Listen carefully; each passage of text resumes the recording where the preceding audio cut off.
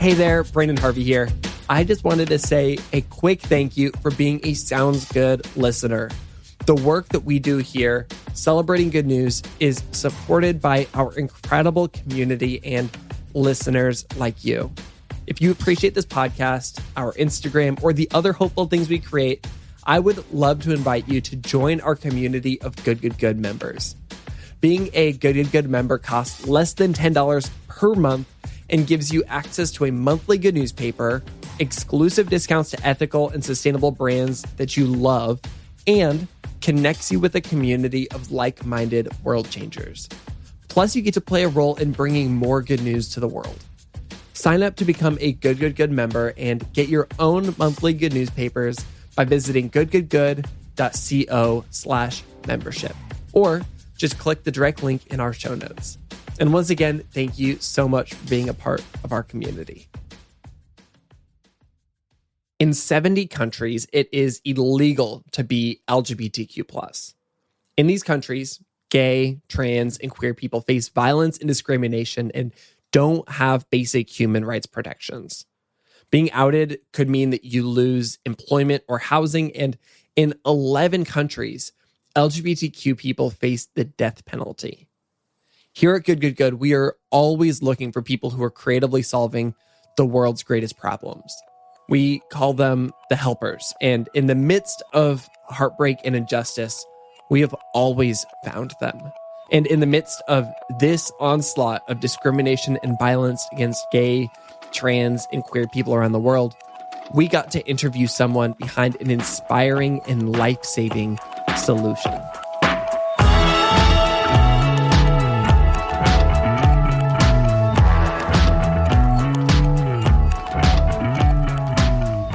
This is Sounds Good. I'm Branden Harvey.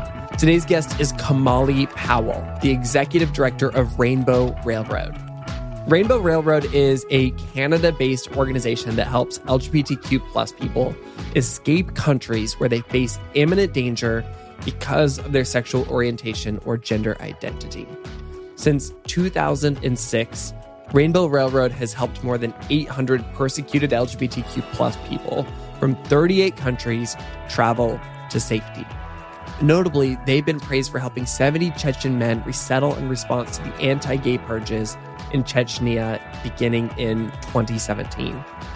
Rainbow Railroad's work is particularly remarkable because not only do they help LGBTQ+ people around the world flee persecution, but they also are responding to a global refugee crisis affecting millions of people. Refugees already face mounting challenges, but anti-LGBTQ+ legislation only adds to the obstacles. The organization addresses both challenges together by helping people flee dangerous places that can become even more dangerous if you're LGBTQ+. It was so meaningful to get to have this conversation with Kimahli, both because we got to dive into this important conversation around the extent of the persecution that LGBTQ+ people face around the world, but especially because of how Rainbow Railroad has uniquely responded by providing transportation and support to bring people to safety. I love this conversation. I love this organization. So let's get straight into it. Kimahli, I am just so excited to have you on the show today. I've been a big fan of the work that you're doing at Rainbow Railroad for a long time now. And I'd love to just start off by talking about you. What is your background? How did you get into this role? Bring me up to speed on, your world of making a difference and how it led to this moment. Yeah, thanks for having me. So, been running Rainbow Railroad for 5 years now. And this role has been really, at this stage of my career, a culmination of dedication to social justice. I've spent past 20 years working for movements and organizations that advance social change.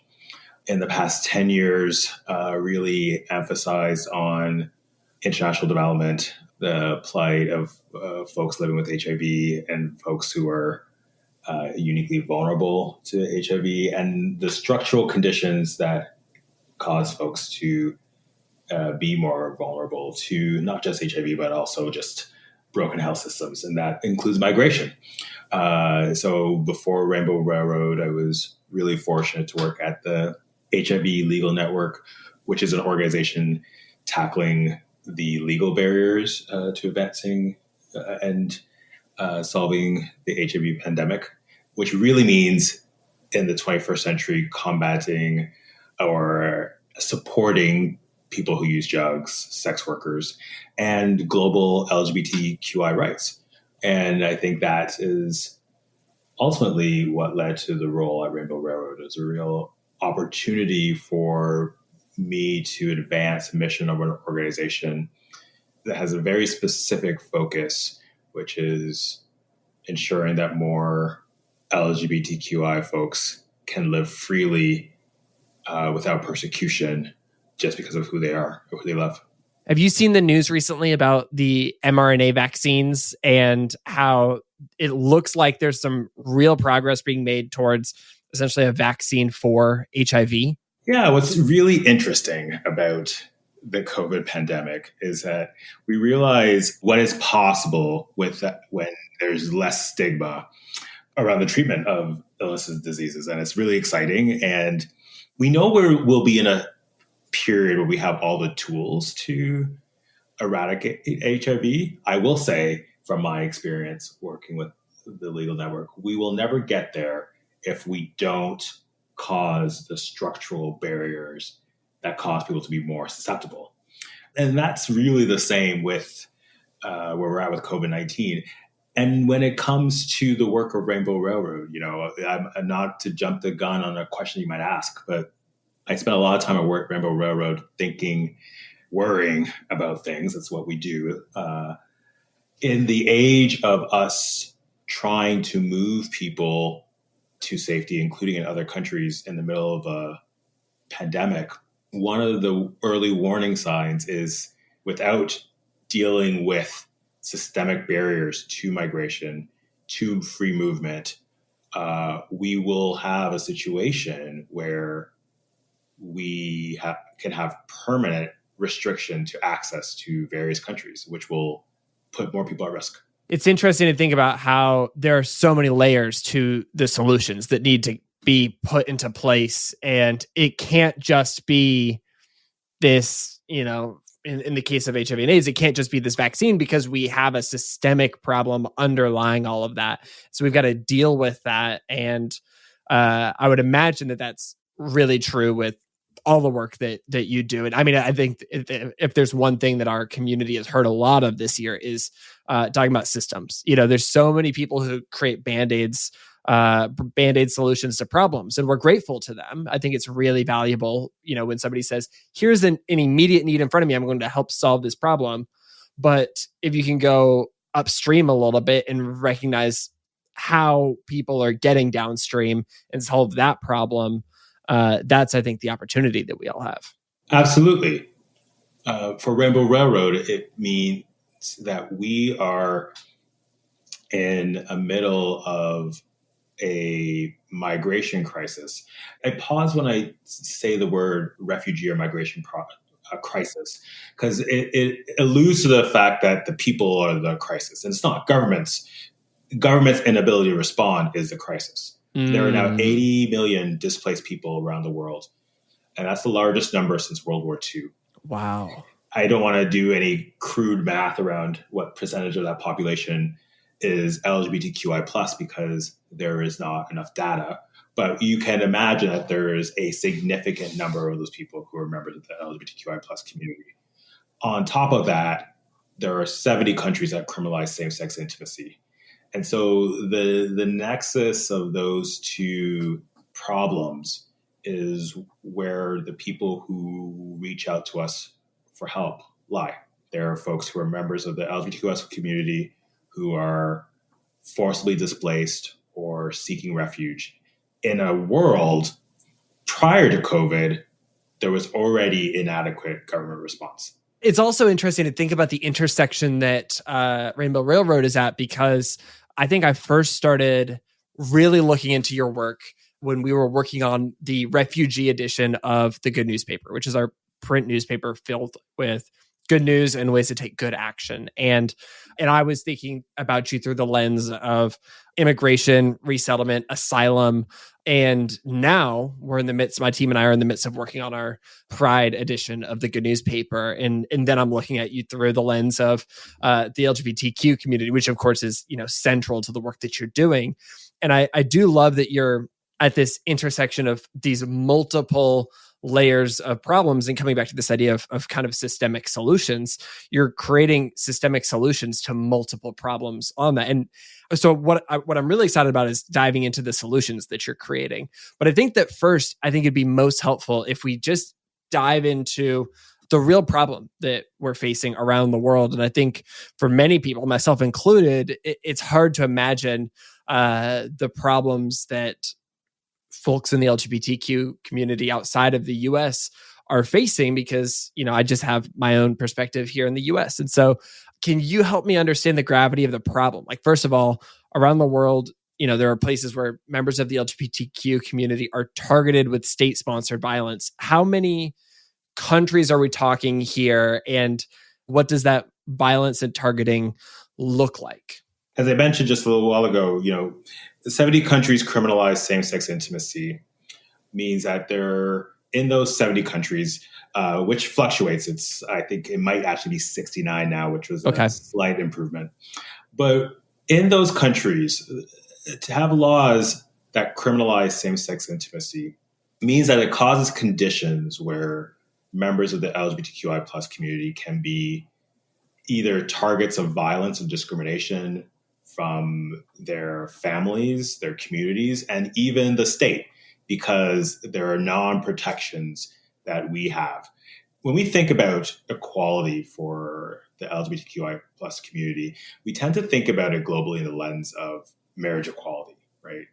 When we've advanced marriage equality, we've advanced rights. And I think now in the US, we can understand we can understand more clearly now, particularly with the past 4 years with the rescinding of, trans folks residing in the military, or the wave of bathroom bills, that you can still advance marriage equality and still have regressive laws, right? We see that in the United States.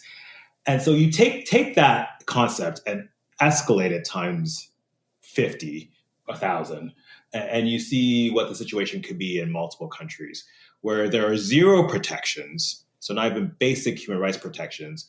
That means that often members of the community are victims of violence.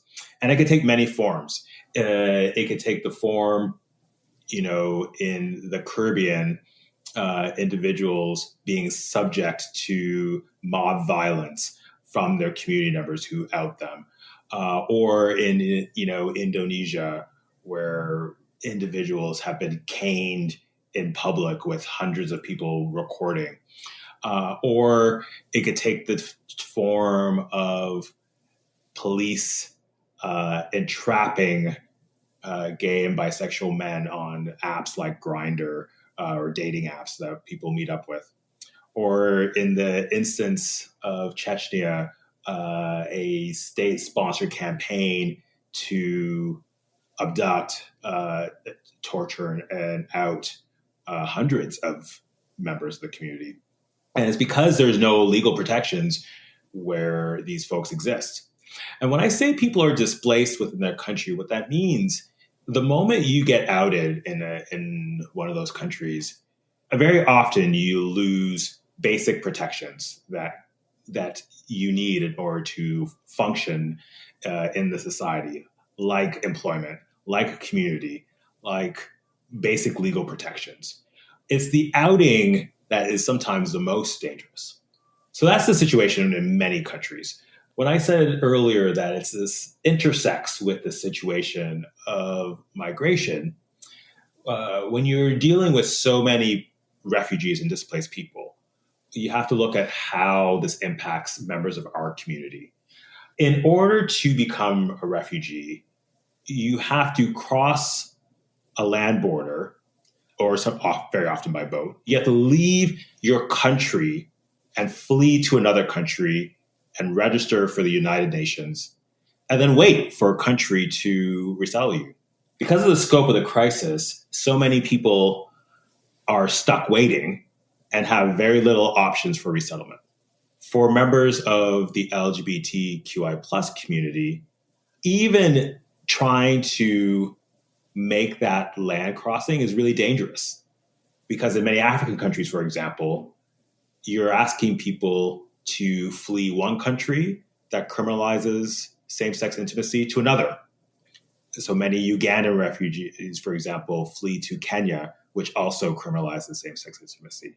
And so the conditions as a refugee are also very homophobic, transphobic, biphobic. And that is the picture that many people who reach out to us face. I mean, honestly, it's challenging to hear because it's really heartbreaking because it's this deep problem where we know that refugees are already facing difficult challenges. And then when you compound on top of that homophobia and, countries that are not going to they don't want to show support to refugees, and then they're not going to want to show support to LGBTQ refugees, we see that there's a deep problem here. And just because of people's identities and who they love, they're at deeper risk in their home countries. You mentioned that, we saw, shrinkage from 70 countries to 69. Do you see a little bit of hope in that number going from 69 to 68 and so on, like decreasing? Or are there some parts of the world where it's becoming more dangerous for LGBTQ folks and you expect to see that number of countries that are, dangerous increasing? I do believe that we are on the right side of history. There's a famous saying that the moral arc of history bends towards justice. I am honored and really privileged to work alongside human rights defenders in these countries. I often tell my team of colleagues, of volunteers, that we are merely facilitators of an individual's journey, and that journey to freedom is really supported by brave human rights defenders who are still advancing LGBTQI rights in their countries, including the decriminalization of these laws. I don't want to get on a tangent here, but it's really important that people listening, if they didn't already know, two things that are important. One is that these laws are rooted in colonization. So many of these laws on the books are imported from imperialist sodomy laws that were adopted into these countries by the Brits, and et cetera. That's important. Famously, Theresa May, who at the time was the Prime Minister of UK, made an apology about the adverse effects of colonization on the LGBTQI community in many of these countries. That's the first thing. The second thing is that there's still a campaign by right-wing evangelicals in the global north, in the United States, to import homophobia into these countries. You saw it famously in Uganda with Scott Lively. I was actually in Uganda the week that law passed, and it was really heartbreaking to see. And I come from a Christian faith background. That's kind of the faith tradition that I grew up in. And so I've definitely seen that process. And unfortunately, I've also seen, a number of, my evangelical friends who are, stepping up to be a part of the solution, recognizing that horrible part of, the history and the culture. But you're absolutely right. Like this is something that is being exported intentionally so by particular groups, and specifically, conservative Western groups. 100%. Now, to answer your question, will things get better?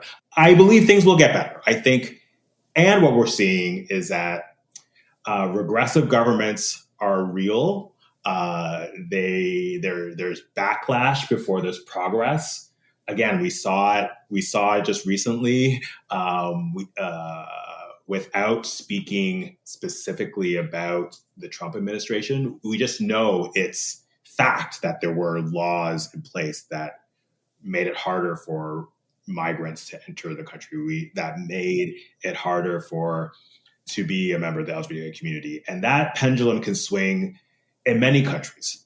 But I still give out hope because I have hope and such admiration for human rights defenders that have pound the pavement in changing these laws. It's a long journey. The former organization I worked for, the HIV Legal Network, they have Maurice Tomlinson, who's someone who I admire. He's been challenging Jamaica's sodomy laws for almost 10 years. It's a long process.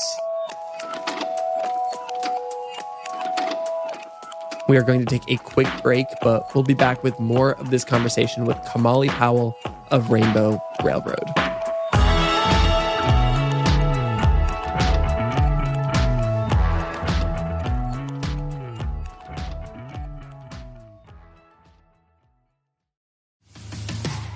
Sounds Good is sponsored by Libro FM.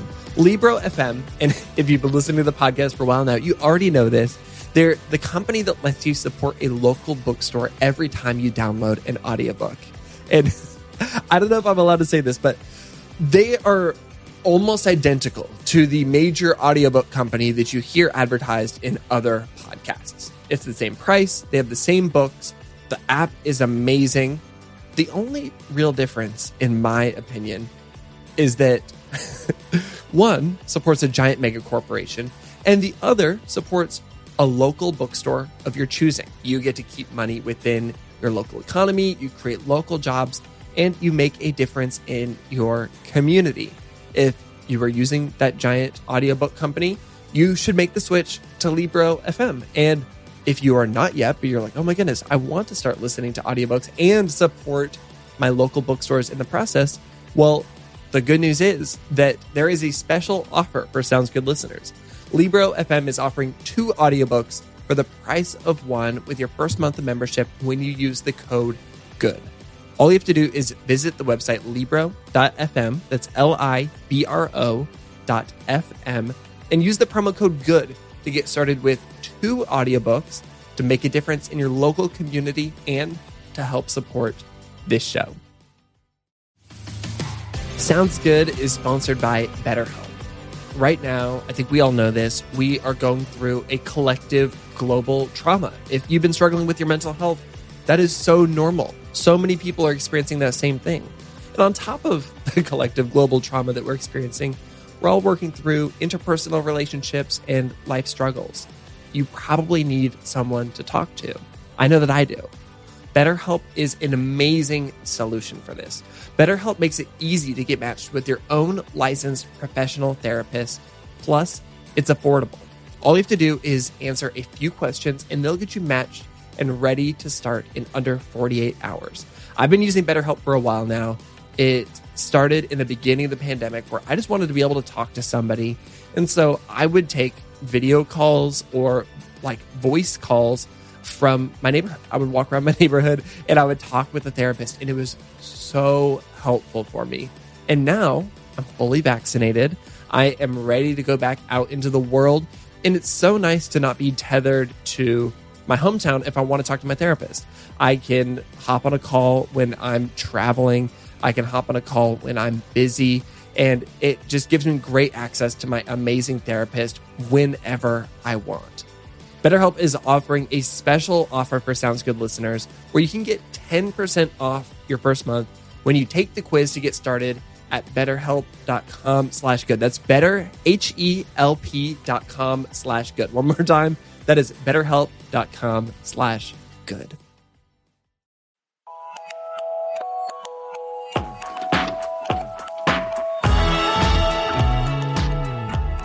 You brought up this quote, that the moral arc of the universe bends towards justice. And I love the addendum that is sometimes added to it, which is that, but we have to be the ones to bend it.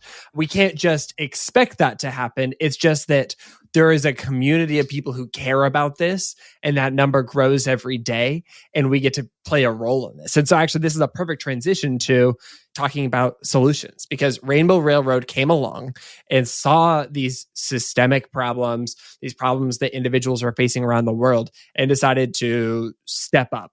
what is the origin story? And I know that no organization starts big. What was the first solution that y'all came up with? And it sounds like it may have come before you, but what's the Rainbow Railroad origin story? I've been proud to be a witness to the origin story. We're an international organization that was founded in Toronto, Canada, but now is Canadian and US based, that came into focus with a solution to try to change the situation. And I think it's done from a couple of things. I mentioned that brave human rights defenders were doing the work. It was a small group of people meeting human rights defenders overseas who were displaced that sparked the idea of trying to make a difference. At the time, Canada had just passed marriage equality. For Canada, it was a little bit earlier than the US, quite a bit earlier, actually. And it was clear that there needed to be more solutions to help people at risk. And so a group of Canadians got together with human rights defenders in the Caribbean, Jamaica to start. And one person at a time really found an individual who was displaced, facing violence, and cobbled the funds together to try to allow them to make a safe asylum claim in a Western country. And that work was volunteer for many years. We started in 2006, and just like one person at a time. And how much does it cost for one person to help rescue them from their country and to go through the legal process of claiming asylum, et cetera? I'm going to not use the word rescue because okay, I think, good. The individual ultimately rescues themselves. We help facilitate someone's own journey.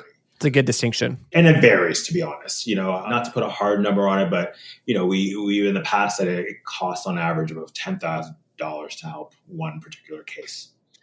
Like the first and foremost, our goal is to help keep someone safe within the country. So that means access to a safe house, or moving them to a safer place within the country, or providing them access to resources, or connecting them with an organization, anything to get them out of a dangerous situation. And for cases that require emergency relocation, of course, that means providing the costs of getting them from to a country where they can make a safe asylum claim. So that's where the majority of the costs go towards. We did that work ad hoc until 2013, 2014, where we decided, we did that work and realized that there were a lot of people who needed help. And that's what caused us to really scale up our operations. And by the time I came on board, I was staff of one, but really made it my objective to scale up the organization dramatically so that we can respond to this rising need. And we've done that since. We've now helped over 1,000 people relocate. Wow. To multiple countries in Europe, the United States, and Canada. But we've also provided support now to hundreds of more people within country as well. So what we've been able to demonstrate is that civil society has a role to play in providing new solutions. And what I think I love most about Rainbow Railroad is that we really have been a queer-led response to a problem. Our population is members of the LGBTQI community, but also, like with going full circle in the HIV pandemic, we, as an LGBTQI plus led organization, us understanding the problem and us understanding the systemic barriers to migration and discrimination have allowed us to be really innovative in solutions that can help beyond the LGBTQI plus community. And so what's exciting for where I see Rainbow Railroad is that we have stepped up and done, I think, a real service for our queer community. But we've also shown that we can change the whole refugee system by allowing civil society to play a role in providing solutions. That's amazing. I love that by focusing on, this specific goal, you've also been able to achieve other goals outside of that. And I would love to zoom in on one story in particular, just because I think that sometimes it's helpful to be able to put a face to the work that's being done. Would you be able to tell the story of one person in particular in the process in which you partnered to help get them out of a dangerous situation and into a much safer situation, so that we can kind of close on a hopeful story note? Yeah, I'll say two hopeful things. April 1st, 2021 marked 4 years since the New York Times ran an article from Novoletya Gazeta, which was a Russian paper which first told the tales of what was happening in Chechnya, a republic outside of Russia. And what was happening was that the government was actively persecuting the LGBT community, and specifically the police were really jailing people, torturing people, etc. Is that correct? That's correct. And I'll tell you, if you told me 4 years ago that an Oscar-nominated director would chronicle the work in Welcome to Chechnya, which is a film I recommend folks viewing, and that our organization would be plucked out of obscurity to our role, I would say I wouldn't believe you. And, when I heard about what was happening, our organization was still, we were not a young organization, but we were definitely still growing. And we had to really adapt our work to respond. But what was remarkable about that situation one was with the speed by which international solidarity led our organization to the Russian LGBT network. And when I say real solidarity, we were able to connect with Human Rights Watch, who was doing documentation on the ground, Novoletya Gazeta, which was a Russian-based newspaper doing documentation, the International Lesbian Gay Trans Association, ILGA, who was finding out information. And all of a sudden, I was able to find out that this brave organization in Russia was helping provide an evacuation system out of Chechnya to safe houses in Russia. And a month later, I was there interviewing I think I've interviewed 15 people over 2 days under the cloak and dagger of being in Russia, in Russian cities as a gay black man trolling around the country with a Russian interpreter. Wow. All the interviews were compelling, but my last interview ended up being with the second person. There have been two people who've publicly revealed themselves in the wake of Chechnya. One who was depicted in the film, Welcome to Chechnya, and the other, a young person named Imminent, who didn't speak any English and was really terrified. But I was also just able to, at the end of that last tired interview, see their humanity and their bravery in the face of this. I was a Canadian going into the country feeling pretty confident that with my passport, I would be able to make it out and be fine, where these people had made an incredible journey, having been tortured, outed to their families, and literally threatened death. It was escape or face death. And their resilience. And I'm so proud of Amin who came out of that along with hundreds of LGBTQI folks that we were able to help get out of Chechnya to multiple countries in partnership with the Russian LGBT network. What's truly remarkable, what I'm really, truly proud of with that story is that while I was making that trip, people were doing online fundraisers. I think one Facebook fundraiser raised $250,000 that were able to build safe houses in the safe houses.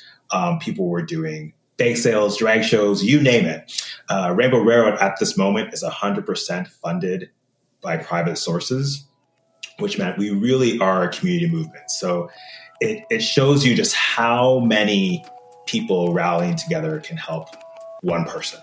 And that's what I'm most proud of with the organization.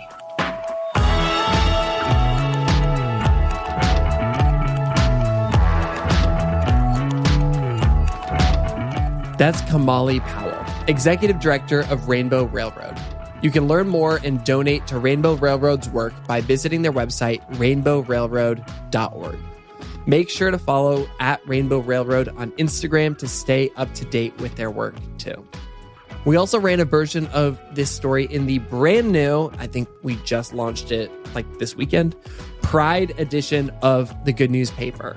Sign up to become a Good member and you'll get a new issue of the Good Newspaper every single month.